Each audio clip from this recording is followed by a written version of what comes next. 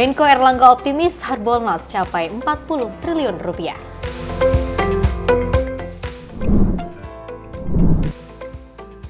MPR dukung penuh kebijakan Prabowo tak impor beras.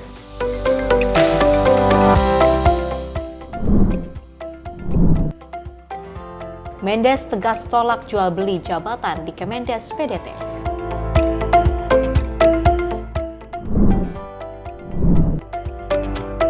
Cuaca buruk, masjid terendam banjir di Pandeglang.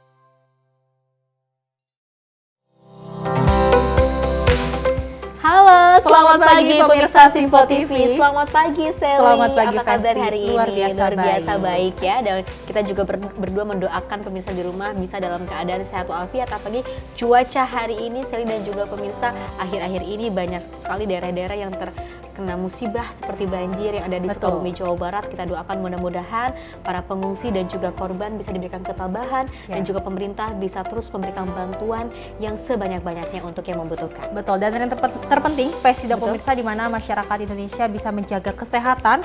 Mengingat memang cuaca akhir-akhir ini cukup buruk. Namun kita berharap jelang Nataru ini bisa menggembirakan bagi masyarakat. Walaupun cuacanya memang tidak sebaik mungkin, tapi kita berharap bahwasanya masyarakat tetap happy jelang Nataru 2024. Dan tentunya informasi menarik lainnya akan terus kami hadirkan. Ini dia Menyapa Pagi, Simpo TV selengkapnya.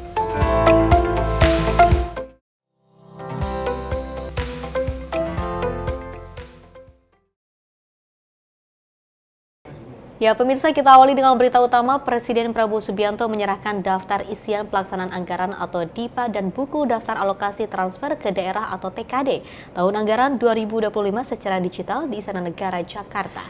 Dan penyerahan DIPA dan DKD ini merupakan sebagai simbol pelaksanaan APBN 2025.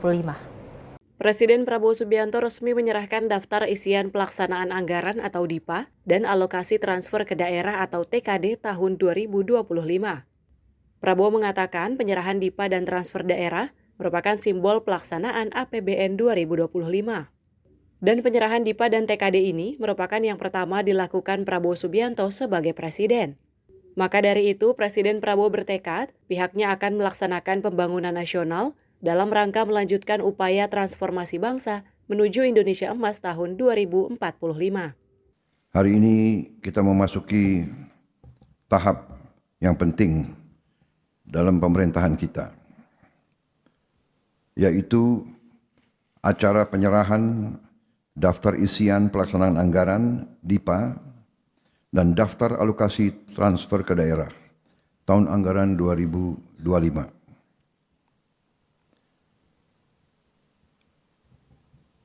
Hal ini merupakan simbol dari dimulainya pelaksanaan APBN tahun 2025. Bersamaan dengan itu, kita juga hadir dalam peluncuran katalog elektronik versi 6.0. Saudara-saudara sekalian, kita bertekad untuk melaksanakan pembangunan nasional dalam rangka kita melanjutkan upaya transformasi bangsa menuju Indonesia menjadi negara maju, negara makmur, Indonesia Emas tahun 2045. Dari Jakarta, tim redaksi Simpo TV melaporkan. Pemirsa, Menteri Koordinator Bidang PMK Pratikno mengungkapkan hasil rapat terbatas antara Presiden Prabowo Subianto dengan jajaran kementerian yang berada di bawah koordinasi Kementerian Koordinator Bidang PMK di Istana Kepresidenan Jakarta pada Senin kemarin. Dan Pratikno mengatakan dalam rapat tersebut Presiden Prabowo turut memberikan arahan terkait program strategis pemerintahan yakni Quick Win serta kaitannya dengan penanganan bencana. Mengikuti rapat terbatas bersama Presiden Prabowo Subianto, Kementerian Koordinator Bidang Pembangunan Manusia dan Kebudayaan mengatakan pihaknya telah memberikan laporan terkait Quick Win mengenai persiapan Nataru hingga level teknis. Tak hanya itu, pengoptimalan pembangunan infrastruktur juga turut dibahas dalam hal penanganan bencana, terutama untuk menghadapi bencana perubahan iklim yang kini cenderung semakin meningkat. Pratikno pun menyampaikan pesan Presiden Prabowo agar masing-masing kementerian dapat memberikan hasil terbaik dengan cepat, serta saling berkoordinasi untuk lancarnya program-program yang dilaksanakan. Kemarin kami dipanggil oleh Bapak Presiden, jadi Menko PMK dan menteri-menteri di dalam koordinasi Menko PMK, dan kami melaporkan banyak hal yang menjadi tanggung jawab pelaksanaannya di dalam koordinasi Menko PMK, karena banyak quick win, 5 dari 7 quick win Bapak Presiden itu ada di dalam koordinasi Menko PMK. Jadi banyak hal yang kami laporkan, termasuk persiapan Nataru, ya, persiapan Natal dan Tahun Baru. Jadi karena beberapa waktu yang lalu kita sudah melakukan rapat koordinasi juga tentang Nataru sampai level teknis, level sangat detail. Selain itu juga kaitannya dengan penanganan bencana, salah satu yang kita bahas adalah tentu saja untuk yang sekarang ini mengoptimalkan infrastruktur yang ada, tetapi nanti secara bertahap untuk waktu-waktu ke depan adalah memperbaiki atau bahkan membangun infrastruktur baru untuk mengurangi risiko-risiko bencana, terutama menghadapi bencana perubahan iklim, hidrometeorologi yang juga cenderung untuk semakin meningkat. Dari Jakarta, Sri Dewi Andayani, Rona Bayu, Sinpo TV melaporkan. Sementara itu, pemirsa, pemerintah secara resmi telah meluncurkan kampanye tahunan Hari Belanja Online Nasional 2024 yang akan berlangsung selama 7 hari, mulai 10 hingga 16 Desember 2024. Dan Menteri Koordinator Bidang Perekonomian Erlangga Hartarto saat peluncuran menyatakan optimis bahwa Harbolnas tahun ini mampu mencapai target penjualan sebesar 40 triliun rupiah. Selain Erlangga, hadir pula Menteri Perdagangan Budi Santoso serta Menteri UMKM Maman Abdurrahman. Dia menyoroti peran Harbolnas dalam mendukung pelaku UMKM. Sementara itu, Menteri Perdagangan Budi Santoso menambahkan pesan mengenai pentingnya kolaborasi untuk memastikan kesuksesan Harbolnas. Harbolnas pertama kali digelar pada 2012. Saat ini, event tersebut telah berkembang menjadi kampanye belanja online terbesar yang selalu dinanti oleh masyarakat Indonesia. Kampanye ini bertujuan untuk mendorong pertumbuhan ekonomi digital melalui berbagai penawaran menarik, seperti diskon besar-besaran, cashback, dan gratis ongkir yang melibatkan berbagai platform e-commerce serta pelaku UMKM. Pemerintah mendorong hari ini akan diluncurkan Harbolnas, Hari Belanja Online Nasional, dan kita juga akan dorong Hari Belanja secara offline, itu antara tanggal 26 sampai tanggal 11. Dan untuk Harbolnas tahun lalu bisa dicapai sekitar 35 triliun. Dan kita berharap angka ini juga bisa dicapai di tahun ini, sehingga tentunya ini bisa mendorong daya beli daripada masyarakat. Dalam rangka turut mendukung kesuksesan Harbolnas yang diharapkan dapat mencapai target pencapaian pemerintah di setiap tahunnya, platform e-commerce seperti Shopee senantiasa menghadirkan beragam promo spesial dan pendekatan yang inovatif untuk menarik perhatian pengguna di setiap gelaran Harbolnas. Tim Redaksi Sinpo TV melaporkan. Kita beralih ke informasi lainnya. Kapolri Jenderal Polisi Listio Sigit Prabowo menyampaikan harapannya terkait dengan peran Korps Pemberantasan Tindak Pidana Korupsi atau Kortas Tipikor Polri dalam mengoptimalkan upaya pencegahan dan juga pemberantasan korupsi di Indonesia. Hal ini disampaikan Kapolri usai menghadiri acara peluncuran buku pendidikan anti korupsi di Auditorium PT IKA Jakarta pada Senin sore kemarin.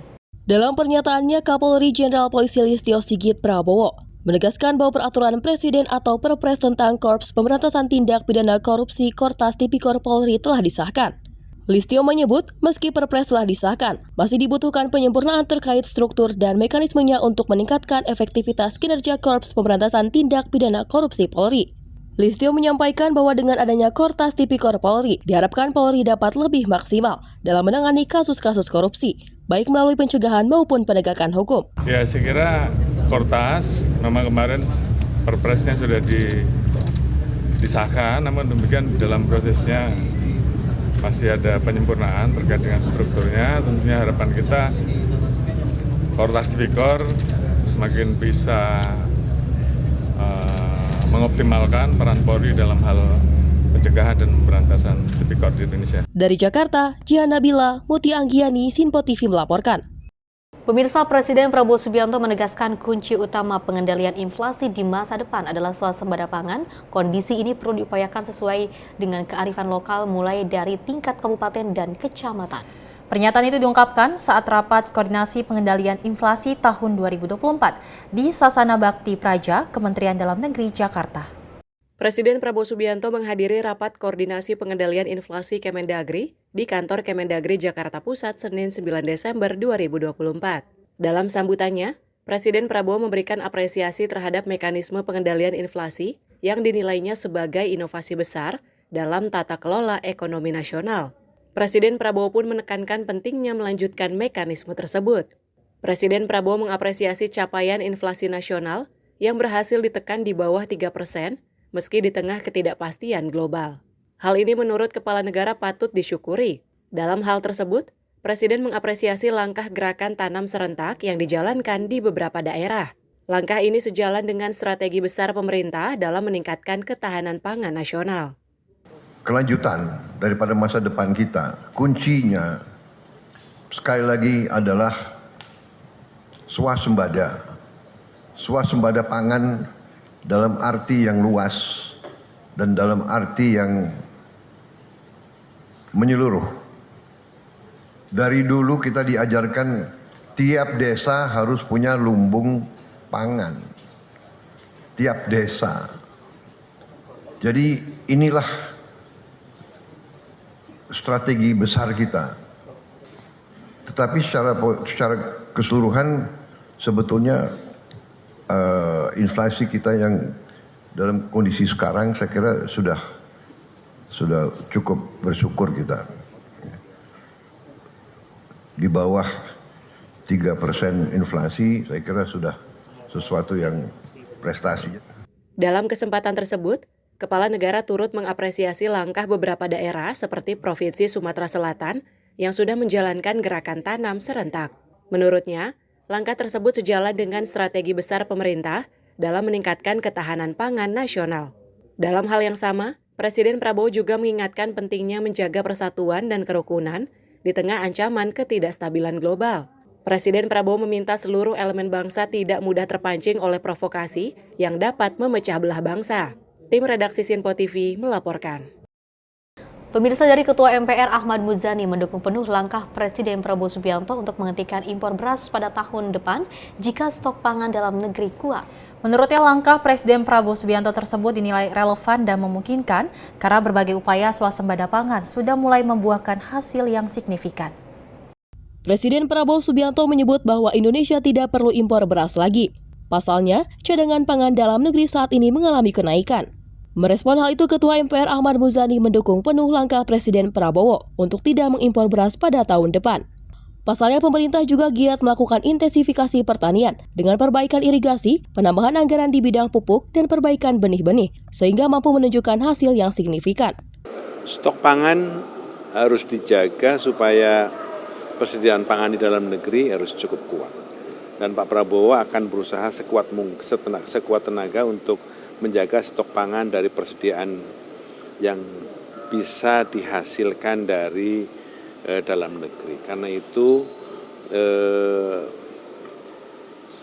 hasil panen akan dimaksimalkan dan beliau akan berusaha terus melakukan ekstensifikasi pencetakan sawah-sawah baru yang sekarang dilakukan dan intensifikasi sawah-sawah yang sudah ada dimaksimalkan, irigasi diperbaiki, benih diperbaiki, kemudian pupuk ditambah, kemampuan petani ditingkatkan, dan seterusnya. Sehingga kebutuhan pangan yang setiap hari bertambah, setiap tahun bertambah akibat dari pertambahan produk, kemampuan kita bisa ditingkatkan. Kemudian itu buat cadangan aja ya Pak, untuk cadangan. Impor beras kalau dilakukan itu hanya untuk cadangan. Kalau terpaksa harus dilakukan. Tapi kalau kami perhatikan itu hanya akan dilakukan jika kondisinya terpaksa. Kalau menurut cerita teman-teman yang di kabinet itu kondisinya aman sekali. Dan sekarang kondisi stoknya paling aman. Dari Jakarta, Farizal Dafarizkiano, Sinpo TV melaporkan.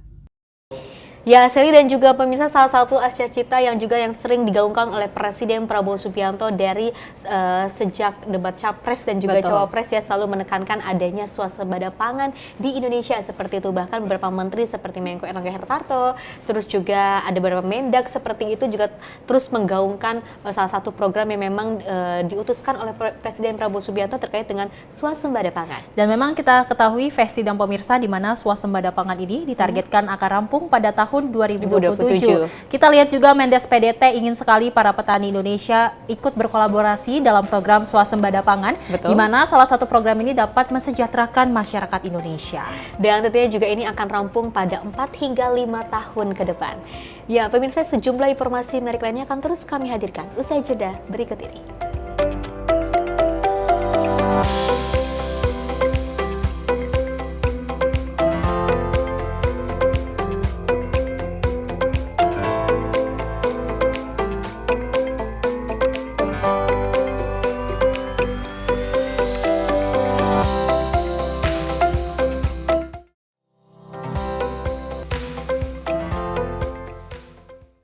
Halo, selamat pagi pemirsa Simpo TV, selamat pagi Andi. Selamat pagi, Fen. Beragam informasi terbaru hadir menemani Anda sebelum memulai hari. Itu memang dari Menteri Perhubungan juga mendukung, Betul. dari Menteri Keuangan juga mendukung, dan kita sebagai masyarakat pun juga Harus mendukung. Mengangkat isu yang tengah menjadi pembicaraan paling hangat. Semarakan pagi Anda bersama Menyapa Pagi. Setiap Senin hingga Jumat pukul 6 pagi. Hanya di Sinpo TV. Halo, selamat malam pemirsa, senang sekali rasanya kami mengisi ruang informasi Anda. Akhiri aktivitas Anda dengan rangkuman perkembangan peristiwa yang terjadi sepanjang hari. Sebelumnya kita saksikan ada sekitar 3.000 tamu undangan, sementara di Ibu Kota Nusantara ini ada sekitar 2.000 tamu undangan. Rangkaian informasi nasional dan mancanegara dirangkum sebagai penutup hari dalam Menyapa Malam. Setiap Senin hingga Jumat pukul 8 malam, hanya di Sinpo TV. Kami hadir dengan rangkaian informasi dari berbagai penjuru dunia. Topik dan isu yang tengah menjadi sorotan mancanegara dikemas dengan lengkap untuk Anda.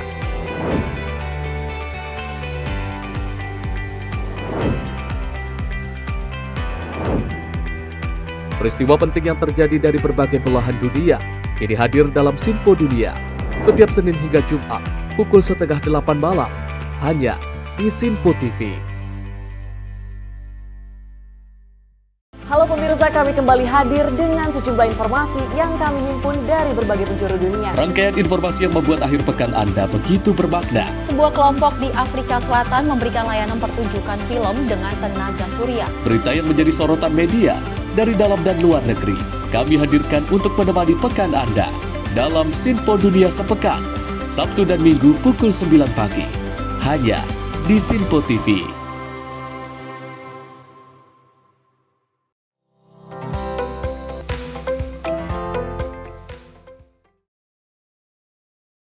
Terima kasih pemirsa, Anda masih menyaksikan Menyapa Pagi Sinpo TV dan kita lanjutkan informasinya.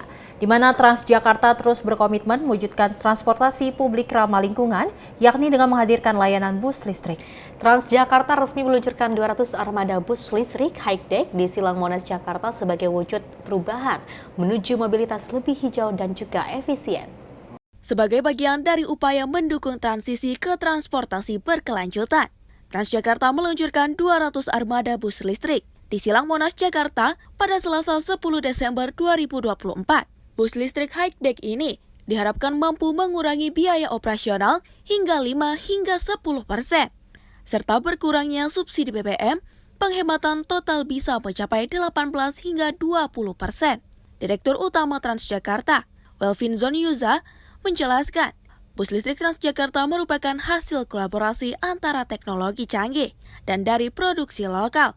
Lebih lanjut, Welvinzon menyampaikan, peluncuran ini sebagai dukungan Transjakarta terhadap visi Jakarta menjadi kota global yang kompetitif dan berkelanjutan, dapat meningkatkan kualitas transportasi publik, menekan polusi, serta membuka peluang baru di sektor transportasi. Dan pada tahun ini, kita berkomitmen untuk melanjutkannya dengan meluncurkan 200 armada bus listrik BRT. Peluncuran ini bukan hanya capaian teknis, tetapi juga simbol perubahan besar menuju mobilitas yang lebih hijau. Dengan penggunaan bus listrik, kita dapat menghadirkan moda transportasi yang lebih efisien dan hemat biaya operasional hingga 5-10%, terlebih jika kita memperhitungkan penghematan dari subsidi BBM, maka angka penghematan yang dapat kita capai 18 sampai dengan 20%. Kami laporkan bahwa pencapaian ini terwujud berkat kerjasama dengan mitra operator. Yang pertama adalah Perum Damri yang akan mengoperasikan 60 unit bus listrik dari Skywell dan 30 unit bus dari Zongtong. Yang kedua, PT Biang Lala Metropolitan yang mengoperasikan 90 unit bus Sinar Armada Globalindo ataupun Golden Dragon. Dan yang ketiga, PT Sinar Jaya. Ini merupakan operator baru di sistem Transjakarta yang menghadirkan 20 unit bus listrik dari PT VKTR Teknologi Mobilitas atau BYD. Dan ini merupakan unit pertama yang merupakan hasil dari perakitan lokal melalui karoseri Laksana dan karoseri VKTR Sakti. Dan tentu hal ini merupakan andil besar dalam mendorong pembangunan ekosistem EV di Indonesia. Pak Wamen, Pak Penjabat Gubernur, tentu kerjasama strategis ini merupakan kontribusi Transjakarta dalam mendukung Jakarta sebagai kompetitif global city. Kami berkomitmen untuk terus berinovasi dan menyediakan transportasi publik yang berkelanjutan. Dari Jakarta, Jihan Nabila Mutia Anggiani, Sinpo TV melaporkan. Pemirsa, menyongsong libur Nataru 2024, Direktur Utama Jasara Harja memastikan keamanan terhadap seluruh unit bus pariwisata yang nantinya akan beroperasi bagi para calon wisatawan. Hal itu disampaikan usai meninjau langsung segala aspek pada unit bis pariwisata yang ada di lapangan. Direktur Utama Jasara Harja, Rifan Ahmad Purwanto, mengatakan polemik bis pariwisata dalam masa gelombang liburan di setiap gelaran selalu menjadi topik pembahasan. Ia menyebut penggunaan bis pariwisata hingga truk dalam libur Nataru 2024 telah dioptimalkan melalui pengecekan rem. Dalam kesempatan ini, Rifan mengungkapkan adanya pengecekan rem ini dilakukan untuk memastikan tanggung jawab apabila adanya peluang kecelakaan. Pihak pemilik kendaraan yang menjadi sorotan bukan supir kendaraan yang sedang bertugas. Jadi memang bis ini sempat menjadi materi pembahasan ya, terutama kita tahu setelah pasca COVID, karena dulu bis nggak aktif, kemudian aktif, terutama bis pariwisata. Tapi di dalam kurun waktu 1 tahun terakhir, ya, terutama di dalam Nataru dan Lebaran, ini kami pastikan sudah dilakukan semua. Jadi terhadap rem cek ini tidak hanya bis tapi truk juga. Gitu. Jadi rem cek ini memastikan bahwa pemilik bis yang bertanggung jawab, jadi bukan pengemudinya.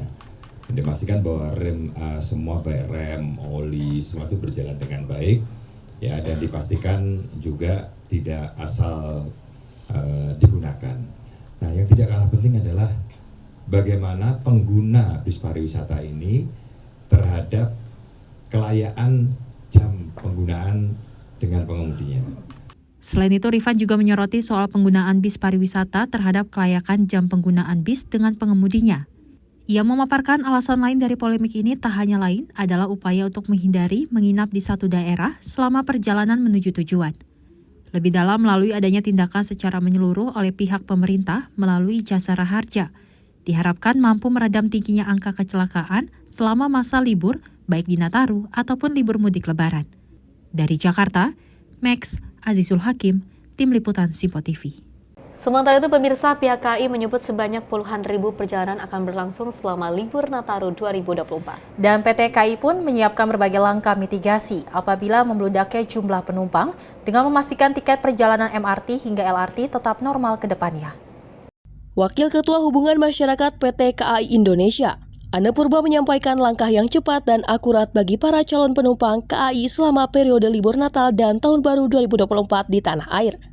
Langkah preventif yang diterapkan yaitu menambah jumlah kereta sebanyak 56 rangkaian, dengan rincian 52 kereta api jarak menengah dan jauh kelas komersial, 2 rangkaian jarak jauh PSO, serta 2 rangkaian lokal komersial, sekitar 500.000 kapasitas tempat duduk. Dalam pernyataan tersebut, Anne menyoroti soal hadirnya tenaga tambahan guna memudahkan kebutuhan operasional di lapangan selama masa libur sebanyak 770 orang, seperti penjaga jalan lintas, petugas pemeriksa jalur, serta petugas Dapsus yang disebar di kawasan Jawa dan Sumatera. Hari ini kita ada konferensi ya terkait dengan angkutan Natal dan Tahun Baru, di mana memang kita pada saat ini menyiapkan rekayasa pola operasi untuk Natal dan Tahun Baru. Total angkutan yang kita prediksi ini hampir 45 juta, dan ini yang menjadi konsen itu adalah angkutan antar provinsi yang memang kita siapkan hampir 3,5 juta teman-teman, dan kami menyiapkan 64 kereta tambahan dengan kapasitas angkut per harinya itu hampir 200.000 per hari. Ini kita harapkan bisa digunakan oleh masyarakat untuk bepergian selama libur Natal dan Tahun Baru. Kita prediksi memang tanggal 23, tanggal 24 ini juga akan tinggi melalui Jakarta, ya baik Gambir ataupun Senar ke Jawa, dan sebaliknya nanti akan ada kembali sekitar tanggal 28-29, tapi juga ada yang berangkat untuk Tahun Baru gitu. Jadi ini ada 2 kali naik turun dan puncaknya. Kalau Lebaran kan puncaknya itu bersamaan ya, tapi karena ini ada Natal dan Tahun Baru, tanggal 23 kita juga prediksi ada puncaknya, kemudian tanggal 28, kemudian nanti setelah Tahun Baru di sekitar tanggal 2 dan tanggal 3 gitu. Selain persoalan kereta api jarak jauh, Anne menyebut harga tiket moda raya terpadu atau MRT hingga lintas raya terpadu atau LRT akan tetap di harga normal, tanpa mengalami penurunan maupun kenaikan harga. Adapun pihak KAI akan membuka media center kepada para pewarta guna memberi data transparan terkait perkembangan terkini dari jumlah penumpang serta rincian lainnya selama libur Nataru 2024. Lebih dalam melalui paparan tersebut, KAI diharapkan mampu memitigasi peluang tingginya intensitas penumpang yang hendak bepergian selama 18 hari masa libur Nataru ke depan. Dari Jakarta, Max, juru kamera Azizul Hakim, tim liputan Sinpo TV. Pemirsa, jelang perayaan Natal pernak-pernik, Natal di Pasar ASMK Jakarta Barat mulai ramai diserbu oleh pembeli. Selain banyaknya pilihan, harga yang terjangkau menjadi pilihan bagi warga masyarakat untuk membeli perlengkapan aksesoris Natal di lokasi ini dan membuat para pedagang aksesoris Natal mengalami kenaikan omset. Seperti inilah suasana salah satu toko yang menjual pernak-pernik Natal yang berada di kawasan Pasar Pagi ASMK Jakarta Barat. Meski perayaan Natal masih beberapa pekan lagi, namun pasar ini telah ramai didatangi warga masyarakat yang akan berbelanja aksesoris untuk keperluan Natal. Terlihat para pembeli mulai memburu pernak-pernik Natal, di mana aksesoris bernuansa Natal seperti bola, boneka, pohon Natal, dan pernak-pernik lainnya tersedia di sini. Harga berbagai aksesoris Natal di sini bervariasi, dari kisaran harga jual mulai dari harga Rp20.000 hingga Rp3 juta, tergantung jenis atau besar kecilnya barang yang dipesan. Menurut salah satu pemilik toko, jelang Natal, para konsumen memang mulai ramai berburu aksesoris Natal, yang tentunya hal ini menjadi keberkahan tersendiri bagi para pedagang, di mana omset penjualan mereka naik dibandingkan pada hari biasa. Dalam satu hari, omset penjualan aksesoris Natal, mereka bisa mencapai Rp1 juta. Harga yang cukup terjangkau serta banyak pilihan menjadi pertimbangan bagi para konsumen untuk membeli perlengkapan aksesoris Natal di lokasi ini. Oh, persiapan Natalan. Iya, ini beli apa aja Bu tadi Bu? Tadi pernak-pernik bola-bola untuk pohon cemara. Oh, gitu. Setiap tahun belanja di sini atau bagaimana Bu? Oh, enggak. Ya, yang hilang diganti gitu. Setiap tahun ada yang diganti. Tapi lengkap Bu di sini Bu? Lengkap. Murah nggak harganya, terjangkau? Ya, murah lah. Murah ya Bu ya? Ya. Ibu dari mana Bu? Datang? Dari BSD. BSD. Sengaja datang sini ya Bu? Iya. Ya, lumayan sih. Dari hari apa Bang mulai rame Bang? Ya, akhir-akhir bulan ini udah mulai rame. Bulan ini ya Bang. Kira-kira sampai kapan Bang pengunjung mulai rame ke sini lagi? Kemungkinan sampai hari H untuk hari Natal. Banyak kan yang dicari apa sih Bang? Dekor-dekor dekorasi, bola-bola, lilin, ya yang berkaitan sama Natal sih. Satu hari omsetnya kira-kira Bang kisaran berapa Bang? Sekiranya aja Bang. Bisa 1 juta kah atau Kalau perkiraan mungkin segitu. 1 jutaan ya Bang ya? Iya. Ini setelah Natal nanti akan berdagang seperti ini lagi atau enggak? Pernak-pernik Natal ini? Kemungkinan dekorasi buat ulang tahun sih. Ulang tahun ya Bang ya? Iya. Oh, udah banyak banget. Contohnya kayak apa Bang yang paling banyak? Bola-bola, pohon, lampu, pokoknya seputar Natal deh. Natal ya, Pak. Biasanya ramenya sampai kapan nih Mbak? Sebelum Natal hari atau gimana? Udah rame sih dari kemarin, dari bulan September, mungkin sampai Desember juga masih banyak yang nyari. Ini tiap tahun pasti rame Mbak sebelum Natal? Banget. Udah berapa lama dagang di sini? Wah, udah bertahun-tahun sih. Kita ada di TC juga. Mbak, kisaran harga yang dijual di sini terjangkau atau gimana sih Mbak? Terjangkau. Pengunjung gitu ya? Pengunjung suka dengan harga-harga toko di sini? Suka dong, makanya bolak-balik. Diperkirakan jumlah pengunjung yang akan berbelanja. Perlengkapan aksesoris Natal di pasar ini akan terus bertambah hingga nanti menjelang Hari Raya Natal. Dari Jakarta, tim kontributor Sinpo TV melaporkan. Sally dan juga pemirsa menjelang hari Natal dan juga Tahun Baru, pastinya juga pernak-pernik untuk hari Natal ini sudah diserbu oleh ribuan masyarakat Indonesia. Salah satunya adalah di Pasar SMK Jakarta Barat. Ini banyak sekali masyarakat Indonesia yang sudah berbondong-bondong untuk memberi peralatan Natal, dari mulai pohon Natal, pernak-perniknya, bola-bolanya seperti itu, dan juga kado-kado untuk sahabat keluarga juga sudah dipersiapkan. Kalau sebagai kaum Nasrani, Festi dan pemirsa cukup menyenangkan sekali menjelang Natal dan Tahun Baru, di mana memang ini dinanti-nantikan bisa berkumpul bersama saudara. Terlebih kalau kita lihat memang sudah disiapkan oleh Menteri Perhubungan, dari PT KAI juga untuk segala transportasi agar masyarakat dapat aman dan nyaman dalam perjalanan Nataru nanti. Sudah diberikan kenyamanan oleh pemerintah menjelang hari Natal dan juga Tahun Baru. Dan pemirsa, sejumlah informasi menarik lainnya akan terus kami hadirkan usai jeda berikut ini.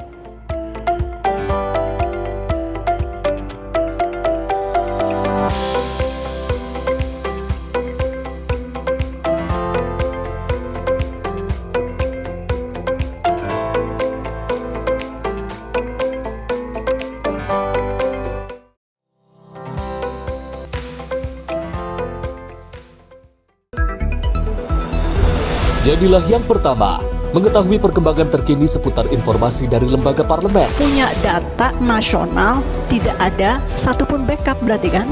Tiba-tiba ada putusan yang nggak masuk akal dan seperti ini gitu. Kita biarkan rekomendasi kepada KPK, periksa! Kami hadirkan informasi paling akurat untuk mengawal setiap informasi dalam rapat komisi dan paripurna. Tentunya bersama saya Andi Rezaldi yang telah kami rangkum dalam program Sinpo Parlemen. Saya Arif Rifani. Saksikan Sinpo Parlemen setiap Sabtu pukul 6 pagi hanya di Sinpo TV.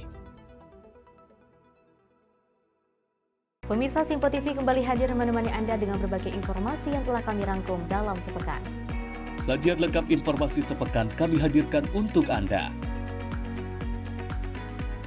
Badan Legislasi DPR menemui masa unjuk rasa di depan gedung DPR RI Senayan, Jakarta. Menemani akhir pekan Anda bersama keluarga dengan rangkuman berita menyeluruh dalam Sinpo Sepekan setiap minggu pukul 6 pagi hanya di Sinpo TV. Kami hadir dengan rangkaian informasi dari berbagai penjuru dunia. Topik dan isu yang tengah menjadi sorotan mancanegara dikemas dengan lengkap untuk Anda.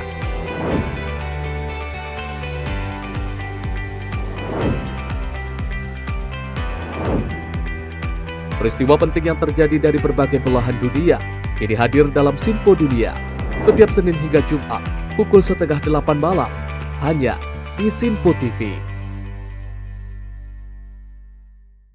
Halo pemirsa, kami kembali hadir dengan sejumlah informasi yang kami himpun dari berbagai penjuru dunia. Rangkaian informasi yang membuat akhir pekan Anda begitu bermakna. Sebuah kelompok di Afrika Selatan memberikan layanan pertunjukan film dengan tenaga surya. Berita yang menjadi sorotan media dari dalam dan luar negeri kami hadirkan untuk menemani pekan Anda dalam Sinpo Dunia Sepekan, Sabtu dan Minggu pukul 9 pagi hanya di Sinpo TV.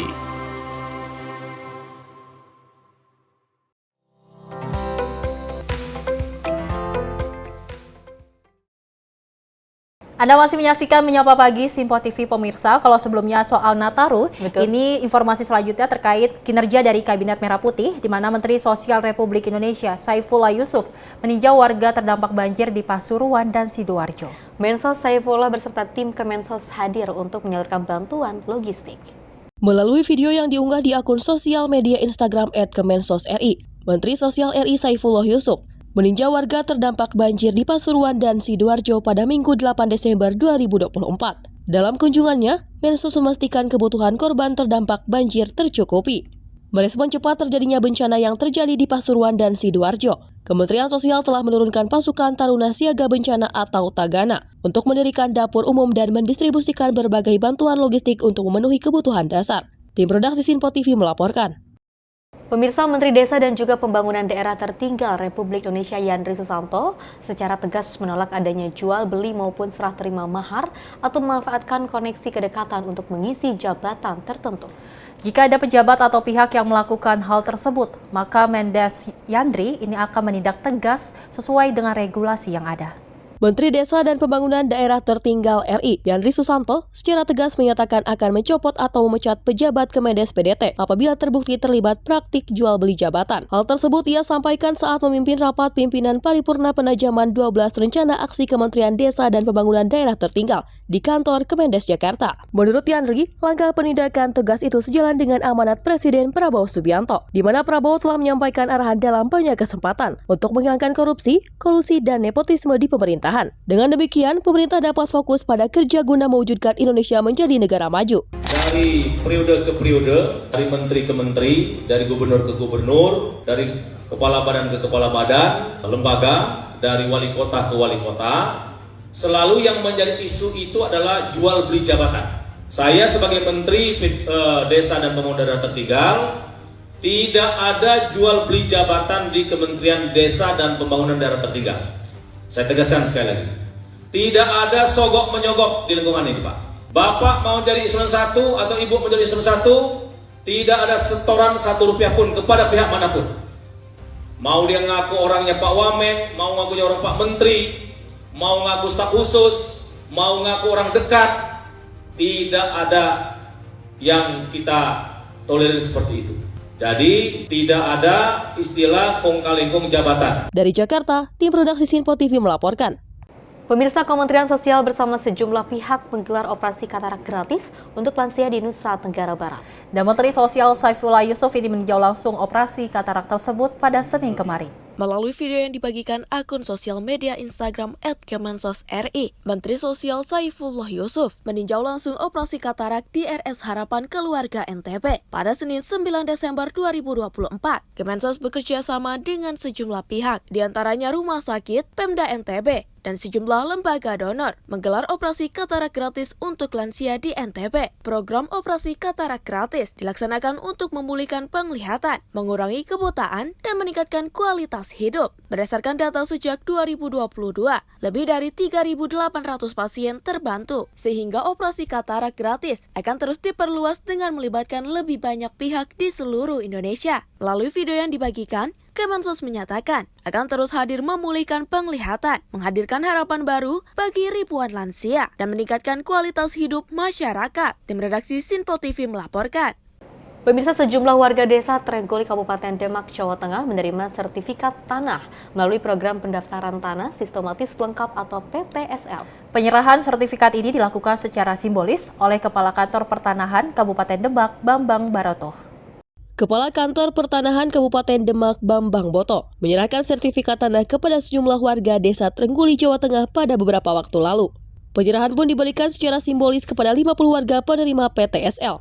Bambang mengatakan program pendaftaran tanah sistematis lengkap atau PTSL ini bertujuan memberikan kepastian hukum atas kepemilikan tanah kepada masyarakat. Dari Demak, Jawa Tengah, Farizal Ahmad Amin, Sinpo TV melaporkan. Pemirsa, Ketua PSSI Erick Thohir mengkonfirmasi kucuran dana dari pemerintah guna perkembangan persepak bolaan tanah air telah diberikan secara bertahap. Hal ini ia sampaikan pasca pertemuan bersama Presiden Prabowo Subianto beserta Menteri Keuangan di Istana Merdeka Jakarta pada kemarin. Ketua Persatuan Sepak Bola Seluruh Indonesia Erick Thohir menyampaikan anggaran yang diperuntukkan bagi PSSI akan diterima sepenuhnya secara bertahap pada bulan Januari. Hal ini ia konfirmasi usai menghadiri rapat bersama Presiden Prabowo Subianto dan jajaran Menteri Kabinet Merah Putih di Istana Negara. Dalam kesempatan ini, Erick menyambungkan pernyataan tersirat Presiden soal pengelolaan anggaran PSSI harus tepat sasaran dalam lingkup pengembangan persepak bolaan tanah air ke depannya.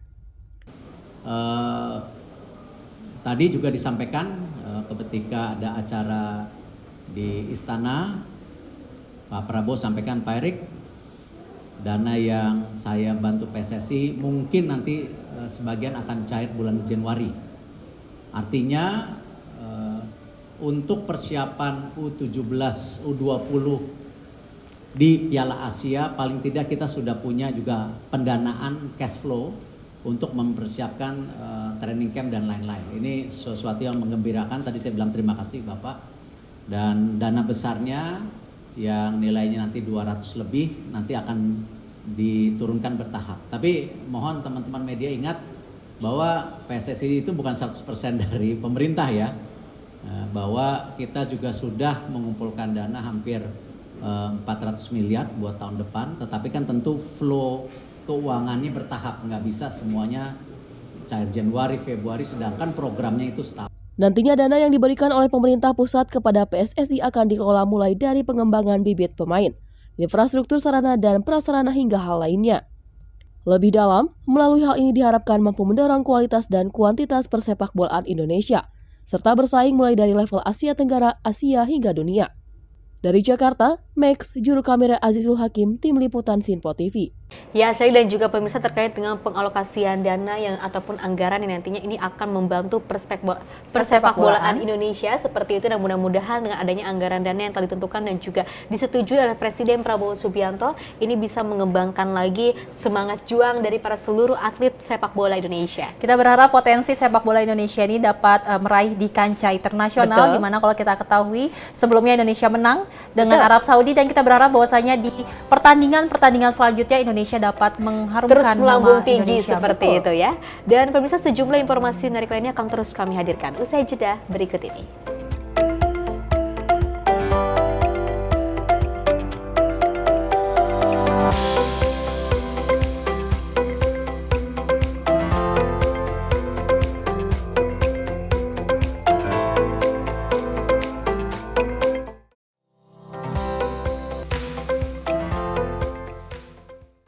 Halo, selamat pagi pemirsa Simpo TV. Selamat pagi Andi. Selamat pagi, Fen. Beragam informasi terbaru hadir menemani Anda sebelum memulai hari. Itu memang dari Menteri Perhubungan juga mendukung, Betul. dari Menteri Keuangan juga mendukung, dan kita sebagai masyarakat pun juga Harus mendukung. Mengangkat isu yang tengah menjadi pembicaraan paling hangat. Semarakan pagi Anda bersama Menyapa Pagi. Setiap Senin hingga Jumat pukul 6 pagi. Hanya di Sinpo TV. Halo, selamat malam pemirsa. Senang sekali rasanya kami mengisi ruang informasi Anda. Akhiri aktivitas Anda dengan rangkuman perkembangan peristiwa yang terjadi sepanjang hari. Sebelumnya kita saksikan ada sekitar 3.000 tamu undangan, sementara di Ibu Kota Nusantara ini ada sekitar 2.000 tamu undangan. Rangkaian informasi nasional dan mancanegara dirangkum sebagai penutup hari dalam Menyapa Malam. Setiap Senin hingga Jumat pukul 8 malam. Hanya di Sinpo TV. Kami hadir dengan rangkaian informasi dari berbagai penjuru dunia. Topik dan isu yang tengah menjadi sorotan mancanegara dikemas dengan lengkap untuk Anda.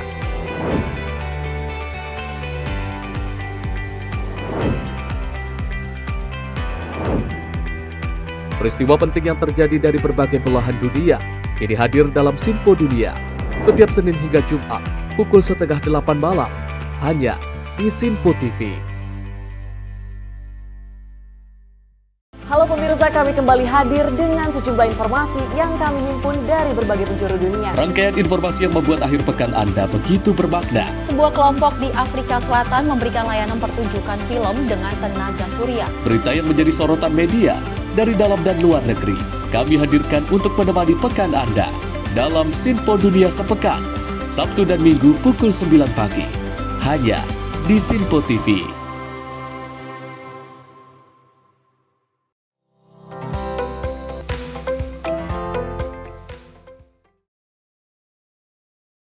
Anda masih menyaksikan Menyapa Pagi Simpo TV. Pemirsa, kita lanjutkan informasinya terkait peristiwa di mana sebuah mobil terperosok ke dalam saluran pembuangan air di Jalan Tipar Cakung, Jakarta Utara. Dan petugas juga mengerahkan 2 unit dan 5 personil untuk melakukan proses evakuasi. Inilah momen proses evakuasi yang dilakukan petugas penyelamat terhadap sebuah mobil yang terperosok ke dalam saluran pembuangan air. Berdasarkan video yang diunggah di akun sosial media Instagram @humasjackfire, sebuah mobil dilaporkan terperosok ke dalam saluran pembuangan air di Jalan Tipar Cakung, RT 01 RW 8, Kelurahan Sukapura, Kecamatan Cilincing, Jakarta Utara, pada Senin 9 Desember 2024. Menurut informasi dari pelapor yang juga merupakan pemilik mobil, ia mengaku mengendarai mobil terlalu pinggir. Hal itu menyebabkan ban mobil masuk ke dalam saluran air dan membuat mobil terperosok. Setelah mendapatkan laporan mobil terperosok, petugas penyelamat mengerahkan 2 unit dan 5 personel untuk melakukan proses evakuasi. Proses evakuasi dimulai pukul 6.28 WIB hingga pukul 07.17 WIB. Evakuasi dinyatakan berjalan aman dan terkendali. Dari Jakarta, tim redaksi Sinpo TV melaporkan. Pemirsa, sebuah toko perabotan di Jalan Wahid Hashim, Yogyakarta terbakar pada Senin 9 Desember 2024 sekitar pukul 16.30 waktu Indonesia Barat. Penyebab kebakaran ini juga terjadi karena hubungan arus pendek listrik. Pihak pemadam pun memadamkan arus listrik untuk menghindari hal-hal yang tidak diinginkan. Dalam video yang diunggah dalam akun Instagram Merapi_Uncover, tampak api besar membakar toko tersebut, sehingga menarik perhatian banyak orang untuk melihat dan berkerumun di sekitar insiden. Dilansir dari beberapa sumber, pemadam datang 10 hingga 15 menit setelah kebakaran terjadi. Sebelum itu hanya petugas toko dan beberapa warga sekitar yang berupaya memadamkan api. Untungnya tidak ada korban jiwa dalam kebakaran ini. Karena bantuan dari pihak damkar, kebakaran tidak sampai merembes ke bangunan lain. Pemilik toko belum mengetahui berapa total kerugian akibat insiden ini. Dari Jakarta, tim Sinpo TV melaporkan. Pemirsa, Gunung Semeru di Jawa Timur alami 88 kali erupsi dalam 24 jam terakhir pada Selasa 10 Desember 2024. Masyarakat diminta tidak melakukan aktivitas dalam radius 500 meter dari tepi sungai. Kamera pengawas Gunung Semeru menampilkan selama 24 jam terakhir. Gunung Semeru di Jawa Timur alami 88 kali erupsi letusan yang diikuti dengan lahar dingin. Hingga kini status gunung api masih waspada atau level 2. Sementara itu, petugas Pusat Vulkanologi dan Mitigasi Bencana Geologi dan BPBD Pos Curah Kobokan mengimbau agar masyarakat tidak melakukan aktivitas di sekitar 4 daerah aliran sungai dalam radius 500 meter dari tepi sungai. Warga juga diminta tidak beraktivitas dalam radius 5 km dari kawah atau puncak Semeru karena rawan bahaya lontaran batu pijar. Selain itu, masyarakat perlu mewaspadai potensi awan panas, guguran lava, dan lahar hujan di sepanjang aliran sungai, lembah yang berhulu di puncak Gunung Semeru, terutama sepanjang Besuk Kobokan, Besuk Bang, Besuk Kembar, dan Besuk Sat, serta potensi lahar pada sungai-sungai kecil yang merupakan anak sungai dari Besuk Kobokan. Tim redaksi Sinpo TV melaporkan. Pemirsa, masih di Kampung Gayamlor, Kecamatan Cadasari, Kabupaten Pandeglang, Banten, terendam banjir dengan ketinggian 30 cm akibat hujan deras yang melanda kawasan tersebut selama beberapa jam. Selain derasnya hujan, pemirsa, banjir juga diduga terjadi akibat saluran air atau drainase yang tidak berjalan dengan lancar. Dalam video terlihat warga panik akibat banjir yang terjadi di Masjid Kampung Gayamlor, Kecamatan Cadasari, Kabupaten Pandeglang, Banten. Salah satunya masjid yang terendam banjir akibat hujan deras yang melanda kawasan tersebut selama beberapa jam pada Senin 9 Desember 2024. Selain karena derasnya hujan, banjir juga diduga terjadi akibat saluran air atau drainase yang tidak berjalan lancar. Ketinggian air di tempat lokasi tersebut mencapai 20 hingga 30 cm. Warga berharap pemerintah setempat dan juga BPBD mau memperhatikan daerah mereka agar ancaman banjir dapat berkurang. Diketahui, beberapa hari sebelumnya, banjir merendam 12 desa. Namun, curah hujan yang tinggi dalam 2 hari terakhir mengakibatkan bencana tersebut makin meluas di 34 desa di 9 kecamatan. Pusdalops BPBD PK Kabupaten Pandeglang juga mencatat kejadian pohon tumbang di beberapa kecamatan, yakni Kecamatan Menes, Labuan, Karangtanjung, Majasari, Banjar, Bojong, Cadasari, Pandeglang, Saketi, dan Carita. Tim petugas mengimbau kepada masyarakat agar berhati-hati dan tetap waspada di tengah cuaca ekstrim. Tim redaksi Sinpo TV melaporkan.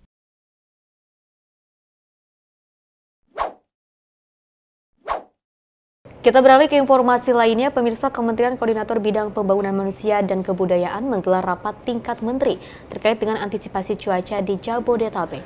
Dan rapat tersebut dilakukan untuk mengantisipasi terjadinya bencana banjir, khususnya di wilayah Jabodetabek yang disebabkan oleh curah hujan yang tinggi. Menko PMK bersama BNPD dan BMKG, serta pemerintah Provinsi Jakarta, berencana melanjutkan modifikasi cuaca untuk mengurangi curah hujan yang berlebih di wilayah Jabodetabek. Infrastruktur air yang sudah ada tersebut nantinya akan dioptimalkan melalui perawatan, juga melalui kesiapsiagaan dari petugas teknis di lapangan.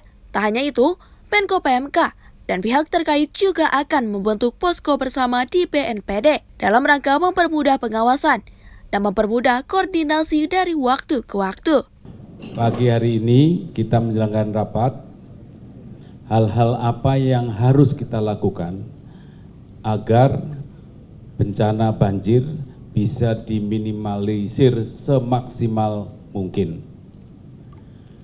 Pertama, akan dilanjutkan terus modifikasi cuaca, baik yang dilakukan oleh BNPB bersama dengan BMKG maupun juga oleh pemerintah provinsi, terutama oleh Pemprov DKI. Jadi modifikasi ini akan mengurangi curah hujan yang berlebihan, tidak bisa meniadakan, tidak mungkin, tapi mengurangi, dan itu mengurangi beban terhadap infrastruktur air yang ada di wilayah Jabodetabek. Itu yang pertama. Yang kedua, infrastruktur yang sudah ada dioptimalkan. Jadi memanfaatkan infrastruktur yang sudah ada, diperbaiki, direnovasi, dioptimalkan, baik melalui perawatan infrastruktur maupun melalui kesiapsiagaan dari petugas teknis yang ada di lapangan. Jangan sampai petugas teknik lengah, ya. Oleh karena tadi kita semua juga apel siaga akan terus dilakukan secara rutin, dan juga itu dalam minggu ini akan dibentuk posko bersama di mana pihak-pihak terkait itu berkantor bersama di BNPB. Jadi masing-masing Pemda, unit-unit pemerintahan yang terkait mengirimkan wakilnya, kemudian dalam satu posko di BNPB agar bisa dimonitor dari waktu ke waktu dan tidak perlu rapat koordinasi karena koordinasi dilakukan real time di posko BNPB. Dari Jakarta, Sri Dewi Andayani, Ronda Bayu, Sinpo TV melaporkan. Ya, Sally dan juga pemirsa, terkait dengan cuaca yang akhir-akhir ini cukup ekstrim seperti itu, banyak sekali daerah-daerah yang terendam banjir. Salah satunya ada di Sukabumi, Jawa Barat, juga ada di Sidoarjo, Jawa Timur, di mana juga kita melihat Ketua DPD Partai Demokrat, yaitu ada Emil Dardak, juga yang turun langsung melihat bagaimana cuaca di sana, bagaimana pengungsi-pengungsi yang ada di sana, dan juga membuat salah satu dapur umum untuk juga memberikan makanan sehat nantinya di sana. Seperti Memang itu. kalau kita lihat Festi dan pemirsa, di mana banjir bandang yang melanda Sukabumi juga cukup menyedihkan bagi kita, karena memang ini jelang Nataru, akhir-akhir ini hujan cukup tinggi. Dan kita berharap bahwa masyarakat tetap menjaga kesehatan agar memang seperti ini kan pasti banyak penyakit-penyakit mendatang. Kita berharap tetap masyarakat tetap waspada, menjaga kesehatan seperti itu ya, karena kita mendoakan sekali lagi korban yang terendam banjir seperti Sukabumi, Jawa Barat, ataupun ada yang di Jawa Timur seperti itu, ini bisa diberikan ketabahan yang sangat luar biasa. Dan menjelang Natal dan juga tahun baru ini, semoga ini tidak ada lagi bencana-bencana yang memang merugikan masyarakat Indonesia. Kita doakan seluruh masyarakat Indonesia bisa terus menjalankan hari Natal dan tahun baru dengan sukacita dan juga gembira. Pemirsa, informasi tadi sekaligus mengakhiri jumpa kita. Saya Festi Rahmadi dan saya Sally Sregar. Terima kasih dan sampai jumpa.